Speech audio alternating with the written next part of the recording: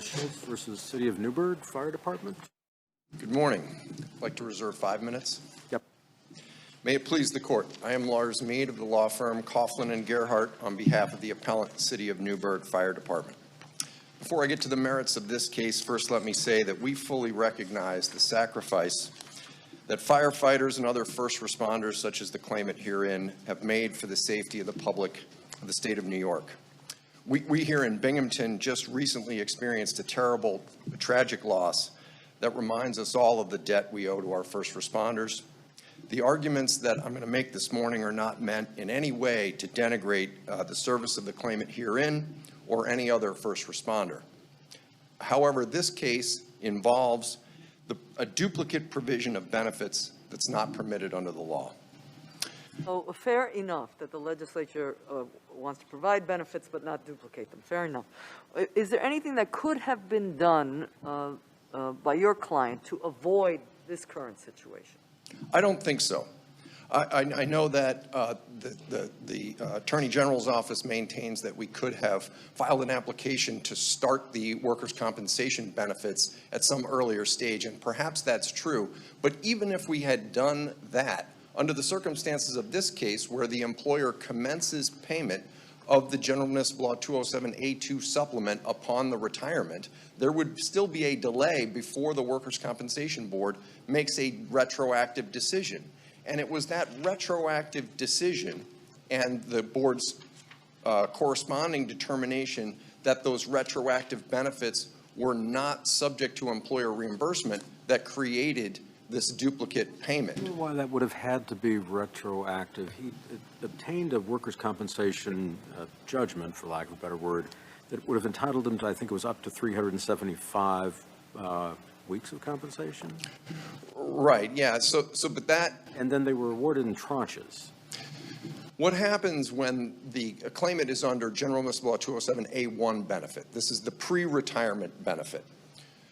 They are being paid their full salary. Everybody, including the board, agree that in that circumstance, the employer is entitled to reimbursement of workers' compensation awards. So when a hearing is held in the pre-retirement stage, where the employee is receiving their full salary, the Workers' Compensation Board does not direct continuing workers' compensation benefits in the future. All of the benefits that they award are retroactive in nature and reimbursable to the employer.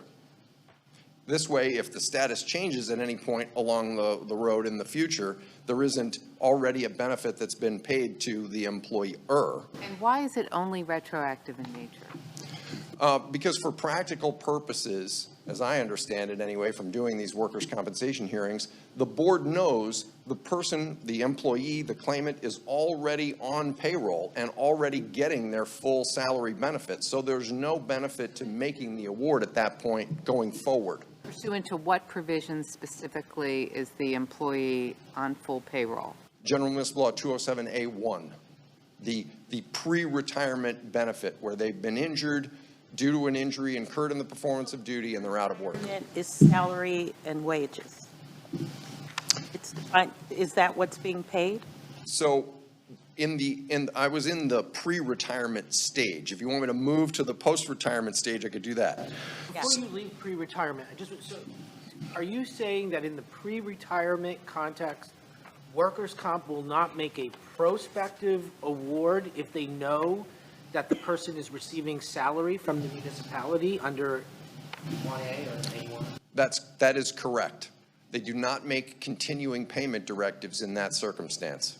Continuing payment directives to you. Continuing payment directives to anyone, either to the claimant or the employer in a prospective going forward. It's been determined that that person has sustained some sort of disability. Correct, because the parties all represent to the law judge this person is currently still on payroll.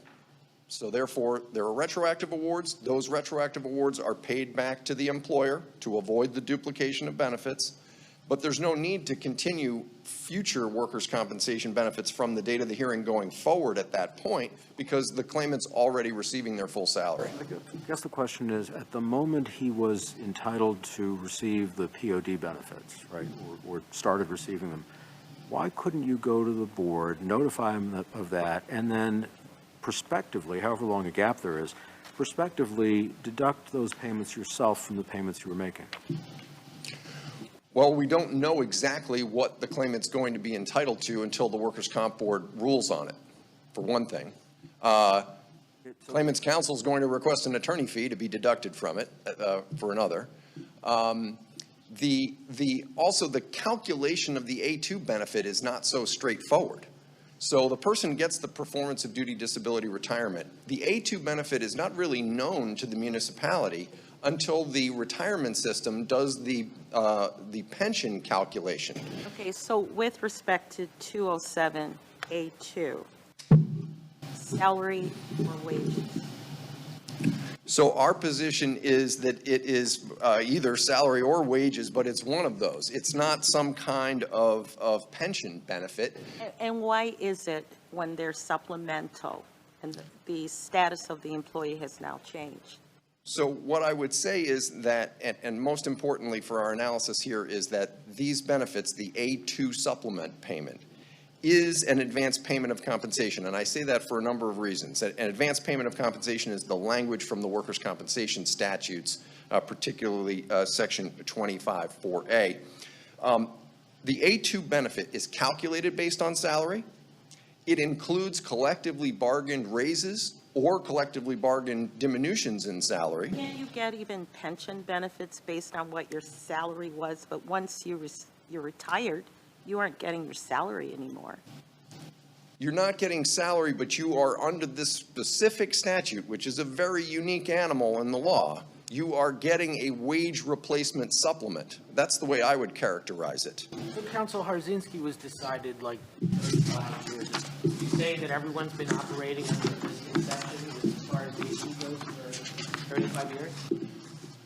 No, what I would say is that Harzinski was correctly decided, but the foundation for the ruling was incorrect. And that other courts that have dealt with this, the Farber case, for example. What do you mean by that exactly? Yes. So you agree that Harzinski did say it wasn't salary or wages? Yes. The Harzinski case was dealing with, first of all, it's very important to point out, an accidental disability retirement. And under the statutory scheme, in an accidental disability retirement, the retirement system will reduce the pension payable to the employee by the amount of the workers' compensation award. But that distinction wasn't important for Harzinski. Well, I think it actually was in terms of what the final determination should be, because if we go back to Jefferson and the progeny of cases that deal with employer reimbursement, and that was the question before the court in Harzinski, should the employer be entitled to reimbursement, the guiding fundamental principle, and the principle that we believe this court should follow in this case, is the avoidance of a disproportionate result to either party, either the employer or the employee. So in Harzinski, the court determined, albeit from my perspective on incorrect grounds, because in my view, 207A2 is a wage benefit. But they argue you have a remedy. It's just you think the remedy isn't one that really should be applied to you. But there is a remedy, right? Well, the remedy under General Municipal Law 207A4A is a prospective remedy once the workers' compensation award has been made and after the A2 benefit has been calculated and the pension is being paid. But in the circumstances of... I just want to be clear what you mean by prospective remedy, that you can procedurally not start the remedy until some future point, or that you cannot recoup monies that you were owed, let's say, before that point. Well, the A4A statute itself says, and I'm not looking at it so I can't quote it exactly, but basically workers' compensation awards once finally determined. So it requires a determination by the board before you could start taking credit for those workers' compensation awards. When you say prospective, you just mean a filing date. Right. So back to Harzinski, if the court there had determined... Sorry, I'm still not understanding why this remedy is not adequate. So there are a number of reasons why I would say it's not adequate. Number one is that under the facts of the case that's before you, there were 3 years of retroactive workers' compensation benefits. You have done anything in that 3-year window? Perhaps, but even if they had, there still would have been a retroactive period of award. Okay, but presumably significantly less. It could have been less, but the fundamental principle's the same. In other words, there's going to be a period of time here in almost all of these cases, especially if the employer puts the person right on to the A2 benefit as soon as they can, where the Workers' Compensation Board has not yet made the awards for the post-retirement period, and there's going to be this retroactive period. Experience if that's pursued, and your adversaries may have a view about this as well, but if that's pursued in a prompt manner, how long does it take to get that award? Well, it may be on the order of months instead of years, but there's still this retroactive period. Why is it an inadequate remedy? I don't think you responded. Okay, so there's a number of reasons why it may be inadequate. And it's going to depend on a particular case, but there's no guarantee. Why is it inadequate here? It's inadequate here Yes. because we don't know whether the claimant would be entitled to A2 benefits going forward in time. In this particular case, I think he was, but it's not present in the record. And we would argue that that actually would be outside the jurisdiction of the Workers' Compensation Board anyway. So whether the employer could potentially, in a particular case, recoup the double payment out of future A2 benefits or not, they still should be entitled to the reimbursement so they don't have to go that route. I mean, it's just a tremendous inefficiency if we force the employer to try to recoup a double payment of benefits out of future payments that we don't know for sure are even going to be made. The A2 benefit ends if the person... Is that an argument for the legislature? I mean, if that's the remedy that they've designed. Well, it would be if there weren't clear legislative intent already in the statute. Does your approach leave a different course for accidental and performance of duty? It seems Yes, it does. because the fundamental guiding principle, dating back to Jefferson and Poupard, these cases all say that an employer gets reimbursement so long as it doesn't result in a disproportionate result. There's nowhere in the statute, for example, like these Jefferson and Poupard are good cases for me to expound upon. Why would it be sensible for the legislature to choose a different scheme for those two types of benefits? Which two types of benefits? I asked you whether or not, under your reading, there would be a different approach for accidental and performance of duty, and you said yes, there would be. And I'm asking you why that would be a sensible result from the legislature's perspective. So because of the fact that under accidental, the retirement system takes credit for the workers' comp payment. It's done on the front end, and it's done by operation of statute, I think you're saying. It's done by operation of statute once the retirement system gets information about the amount of workers' compensation benefits. They then reduce the pension amount. So it would be unfair for an accidental disability retirement recipient to also have the employer take credit for those same workers' compensation benefits and reduce the A2 benefit in that case. That's why I say Harzinski was correctly decided. In an ADR, just so I understand this, in an ADR case, is there a lag of the sort you described between when the pension system can recoup monies? In what kind of case? ADR case. So in an ADR, if I understand it correctly, in an ADR case, the pension system is paying 75% of the salary on retirement, right? And the pension system directly deducts the workers' comp benefit, right? That's correct. And so, but the workers' comp benefit, as I understood your earlier answers, might not be determined already by the point in time that the employee goes on to ADR. That's true. There could be a lag of several months of the type you were describing. That's true. What happens to the pension system in that circumstance? Well, there's a couple things I would say here is whereas Does it recoup the gap or does it forgo the gap? I don't know what the pension system does. I suspect that they take credit for it in some manner going forward and they take credit for it from the moment that the workers' comp award is made. But what I would say there is... They also don't know about the same things you don't know, essentially. Well, that's true, but the pension system does have some fundamental differences from the municipality under the A2. The A2 benefit ends upon retirement age. It ends if the claimant does any kind of work whatsoever. So there's no guarantee that the A2 benefit going forward is going to be there, whereas the pension system has presumably the rest of the person's life to take credit for these amounts. So I think the overpayment issue from the pension system's standpoint is imminently correctable, Does the whereas collective bargaining agreement address any of these, I guess, what the lapse, gaps, whatever you want to call them? So I believe the collective bargaining agreement is left out of this record, and I don't believe it says anything about this particular issue before this municipality. One thing I wanted to point out about the change in the law that goes back to the legislative intent, the creation of the performance of duty disability retirement and the corresponding creation of General Municipal Law 207A4A only makes sense if the legislature intended to avoid a duplication of benefits. Under the accidental disability retirement, the retirement system takes the credit for the pension. When the legislature created the performance of duty pension under 363C, it gave no right of pension reduction to the retirement system, but created the A4A reduction right on the 207A2 side. We submit that no corresponding change was needed to the workers' compensation law because the statutory right to obtain reimbursement of the retroactive compensation payments already made existed under workers' compensation law sections 30 and 25.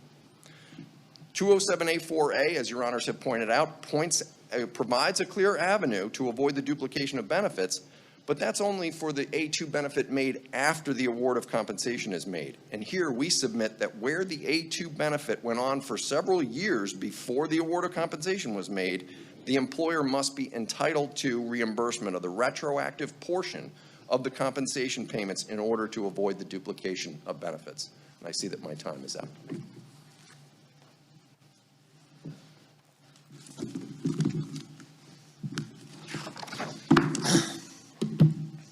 May it please the court, Dustin Brockman on behalf of the Workers' Compensation Board. The Third Department correctly held Newburgh is not entitled to reimbursement for the pension supplements it paid. Newburgh has a different remedy to avoid overlapping benefits. What do you say about the gap? Which gap is she? Sorry, as I understand one of your adversary's argument is that even if they have a remedy, there will be some period of time that will lapse before they can secure, whether it's an offset or reimbursement, and cannot recoup the money in that window of time, and that's why, in their view, their approach is the fairer and more sensible one. Several responses. Just preliminarily, this is a function and part of the kind of workers' comp award there is, non-scheduled awards. Other awards are continuing, or there's a lump sum payment, so we're in a pretty unique situation to begin with. That at the same time, what they should do, knowing the rule, is they tell the workers' comp board promptly about the retirement. I mean, they could tell them about the application. They could give them the workers' comp proceeding advanced warning that there's this application pending, and upon. Does that allow them to bring that gap to zero and fully recoup everything, or does it reduce the amount of time in which there's some payments they can't recoup? I think it done timely, it could bring it down to zero. Also, the application, but there's also a time lapse with the retirement system where it still takes 8 to 12 weeks for those payments to start running. So they can, provided they give prompt notice to the board, reduce it to zero.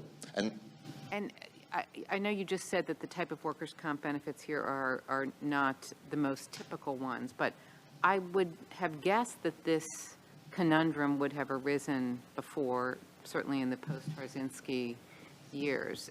Is that approach that you're suggesting one that other municipalities have successfully adopted, or is that a theoretical approach?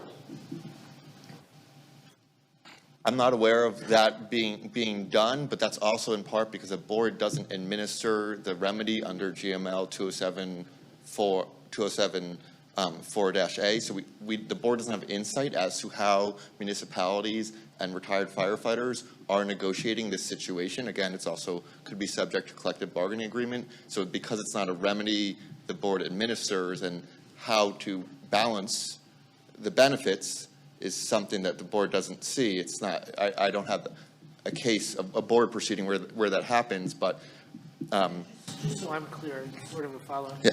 Did you say that this type of situation only arises when the award is a non-schedule? Where there's ongoing awards, because non-scheduled awards can be made, certain kinds of awards can be paid in a lump sum up front, so then you have the award. Or a permanent disability award is ongoing. And even here, it could have been ongoing. It is true that the employer said, and this is in Record 107, they were the ones who terminated the ongoing payments. They could have said in a future case, now that they know the rules, keep the award going because they're going to be shifted, and we'll take the reimbursements until they're retired, and then we'll reduce the pension supplements. So they could do this all by going to the board in the first instance and providing this information, and they have the remedies under 407A. And I actually would like to then turn to their attempt to distinguish between accidental disability pension and performance of duty disability pensions. The question here is whether these pension supplements are reimbursable wages under workers' comp law. It does not, as a statutory matter, depend on this external factor of whether or not the retirement system decides to grant an accidental disability pension and performance of duty pension. There's nothing in the statutory language suggests that that makes a difference under the workers' comp law. Point well taken, but why aren't these supplemental payments more in the manner of wages under 25(4)A? What's the argument there? Because I think they have a pretty good argument on that. Okay, I'll address that, and then I want to play out what happens if you accept that argument. So you're talking about the second half of 25(4)A. That is payments that has been construed by this court and applied for 100 years as continued payment of wages, almost always full wages. And that applies where the worker remains on the payroll and the employer continues to pay them their salary. That is how it's been. That was the reason it was added in 1930, and it's been applied consistently in that way, whereas in this case, we're in a fundamentally different situation. It was applied when you give a loan, let's say, because otherwise it would, if it was just salary, then it would just be called salary. I don't know why it would be called in like manner as wages. It's not called wages because wages under the workers' comp law refers to services being rendered and payments in exchange for that. So it can't be because they're disabled, they're not working. It's not actually wages as defined in the workers' comp law, but it's similar to, it's the same amount, it's paid in the same manner, and they stay on the payroll. By contrast here, they're off the payroll, they're disabled, and they're retired. And also the context here, in where you have overlapping workers' comp, disability pension, and GML, the legislature speaks very clearly when it wants to provide the remedy. It did here with the GML 207(4)A. It did that for the retirement system. And, If the remedy doesn't resolve the problem of duplicative payments, should we take that into account when interpreting the statute? Because isn't the primary goal there to avoid? right. You could take into account, but that overlooks. We were talking about the remedy before the award is made, how to make sure we have a prompt award rather than waiting years before bringing it to the board's attention. That's one possibility. The other is under 407A(4)A. They have a remedy. They could reduce future pension supplements. They have nothing in the record saying they can't do that. So they could take an additional credit of future pension supplements. Not just that, they could also seek recoupment. Double recovery? What was that? You agree that there was double recovery? We agree that there's overlapping benefits and that the municipality has a remedy. It's just not one that the board administers. So they They have gotten double recovery, but in order for them to get reimbursed, they had certain rights and they didn't do it the right way, so they have to suffer the consequences? Or they can do it in the future in the other ways that have been in the future and to today, so that the claimant might have received overpayments. That doesn't mean they're entitled to overpayment, and the municipality has other remedies where they could deduct future pension supplements, or they could bring recoupment, seek recoupment from the claimant. We overpaid you. You owe money. That is another remedy. So we've identified. Not in the manner that they were asking for in this case. They have not. They've not done that. I don't know, because that's a remedy the board doesn't administer. We're talking. The board. The point is, what you're saying, the board did what it was constrained to do. That's correct. The municipality has a remedy. I think they're asking for a second remedy. Is he then incorrect that potentially there are no future payments? And then I assume you would say then you're left with an action against the firefighter to recoup. Is he incorrect that there may not be future payments from which to take credit? That's correct, but they're pretty certain. Where he explains there's uncertainty about it, I don't know what he's referring to, because they last until the mandatory retirement age. I don't have that information. They would. Yeah. I mean, I think you just made the point that I was going to ask. At some point, this disability retirement becomes a service retirement, right? And then he takes the pension based on a service retirement. Is that right? My understanding is because he's on performance of disability, that's his pension for his, that is his pension. Does it last for the rest of his life?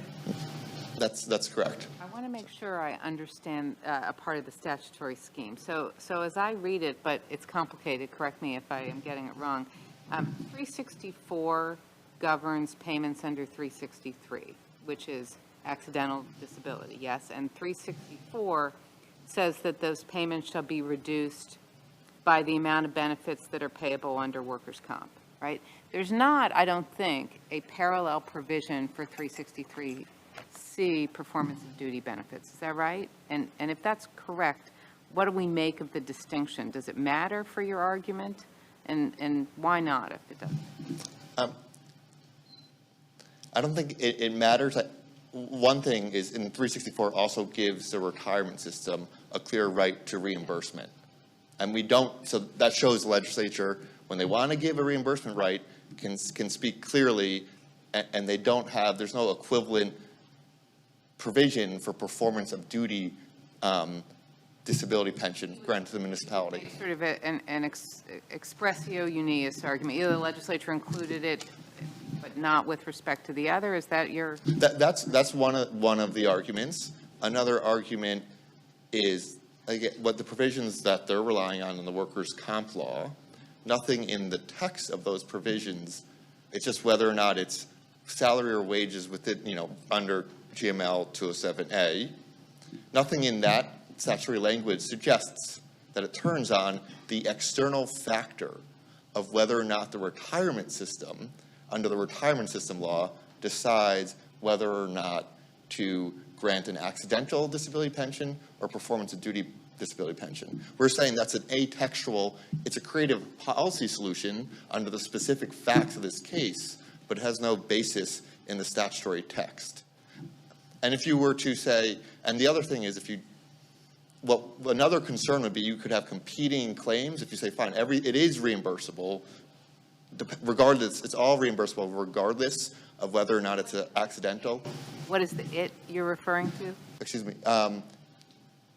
What I want to just briefly say is, if the court was to hold that the pension supplements the municipality pays, if that is wages regardless of the disability pension, just put that aside and say that it always is. You have competing claims where the retirement system comes in, is claiming reimbursement, and then the municipality comes in claiming reimbursement for the same pot of money, and there's no statutory guidance on how the legislature, no statutory guidance for how the Workers' Comp Board can resolve that kind of claim, suggesting it's not a question the board should be put in, and the municipality doesn't really dispute that, instead has this atextual policy solution where whether it's wages or reimbursable turns on what the retirement system decides to do, and there's just no textual basis to have reimbursability turn on that issue.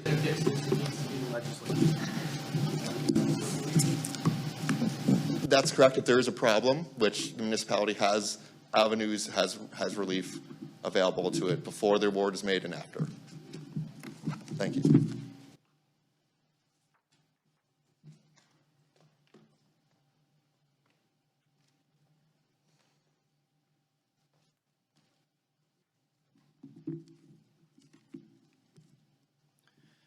Please the court, Richard Cahill Jr. on behalf of Adam Schulze, the injured worker.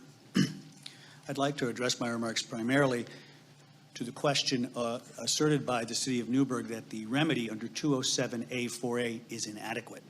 I would respectfully assert to this court that it is an adequate remedy if it is asserted timely and if it had been asserted at all in this case.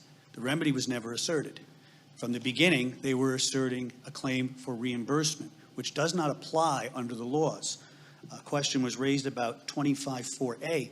25.4a specifically says that reimbursement applies when the employer, quote, has made payments to an employee in a manner like wages, close quote. Yes, Your Honor. The statutory scheme is to avoid these duplicative payments, right? Some are more complicated, some, less, more easy to understand. But fundamentally, why should your client get to keep this $106,000?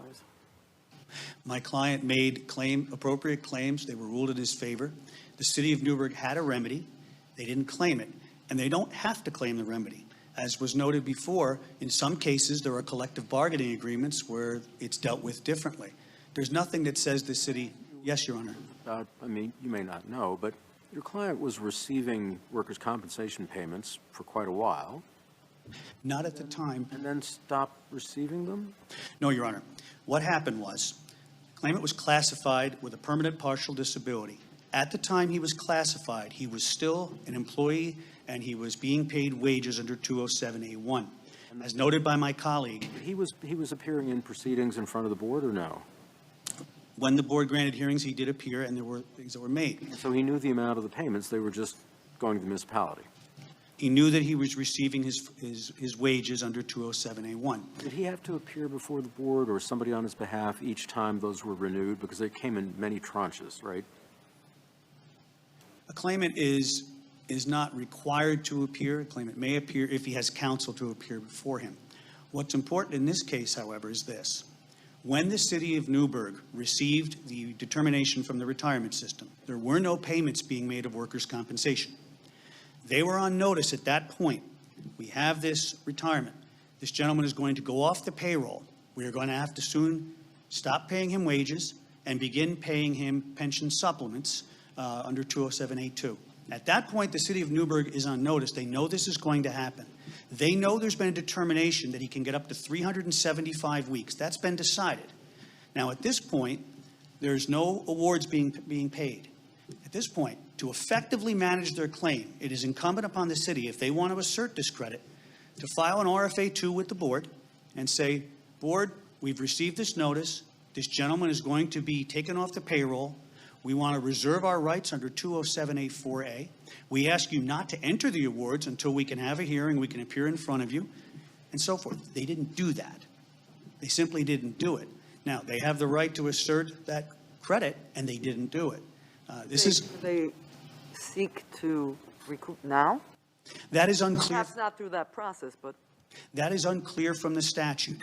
The statute is silent as to whether it's retroactive. The statute does not say who enforces it.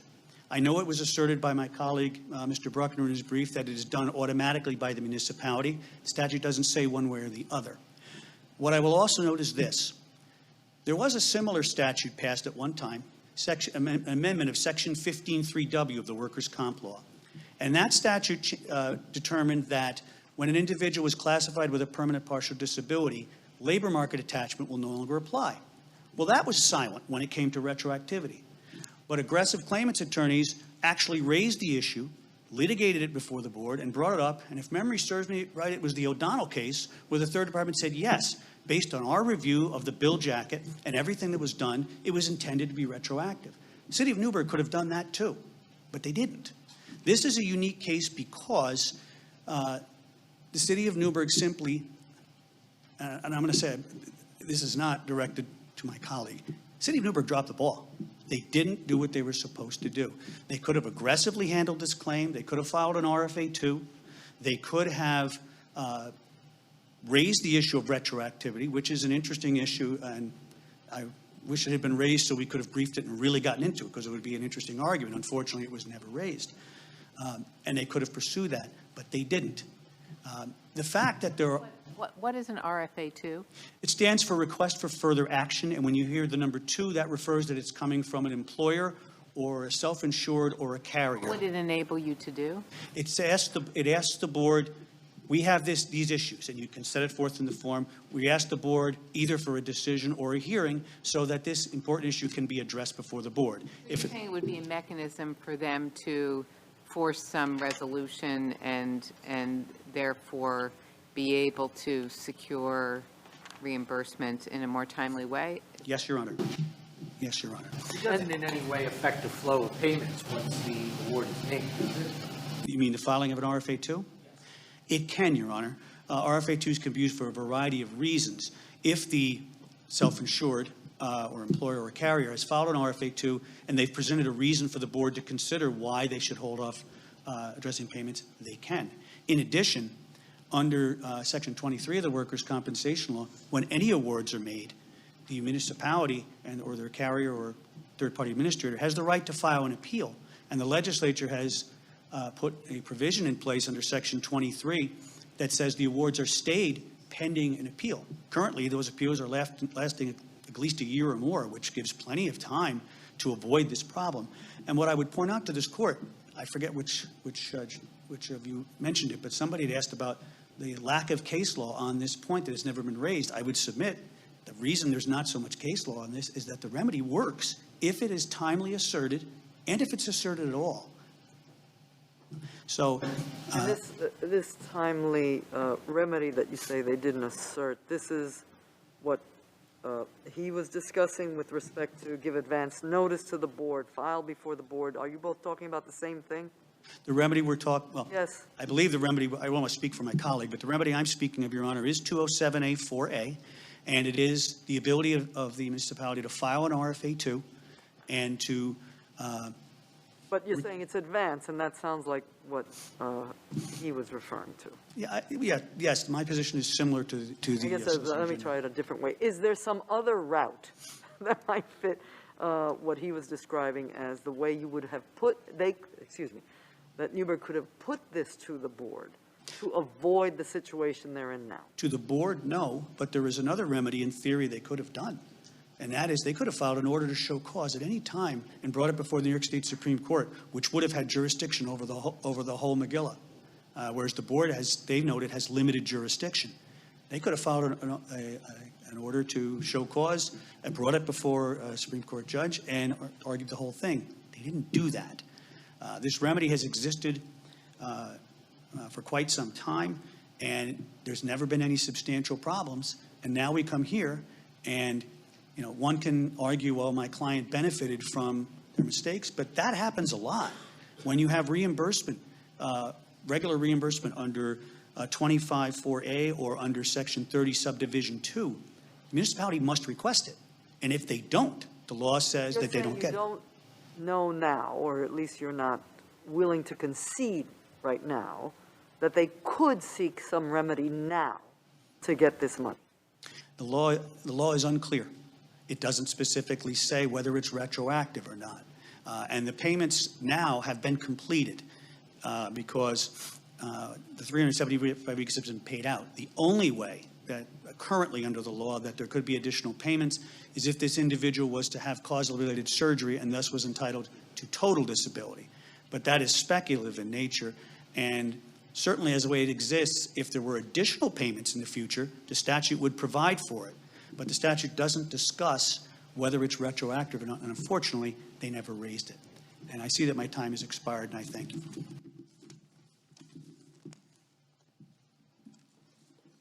Counsel, is it the city's position that they were not aware that the status changed from an employee to a pensioner? Or you were aware of it but continued the payments for what reason? They were aware of it. They continued the payments because they found that he was eligible for the A2 supplement. So the municipality is charged under General Municipal Law 207 with making the determination of eligibility, which they made. What I would point out here is that they're under no obligation to ever request workers' compensation awards. The claimant doesn't have to go and request the workers' comp awards. He's already received his full salary. So I would, But the fraction of who's paying what changes once he becomes a pensioner. And then isn't it incumbent upon the city to say, look, we're not going to pay his full wages anymore because now workers' comp kicks in and all we're responsible for is the difference?